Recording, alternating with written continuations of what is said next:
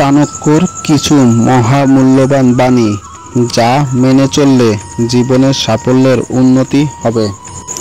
আচার্য চাণক্য জীবনের প্রতিটি দিকের উপর গভীরভাবে চিন্তাভাবনা করেছেন এবং তার নীতির মাধ্যমে আমাদের জীবনযাপন করার সঠিক পথ দেখিয়েছেন।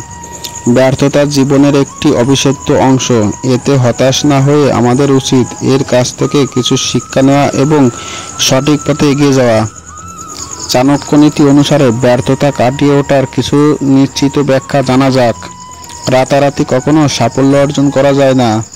আমাদের ধৈর্য ধরতে হবে এবং চেষ্টা চালিয়ে যেতে হবে। চাণক্য বলেন, যাদের ধৈর্য আছে তারাই একমাত্র সাফল্য পায়।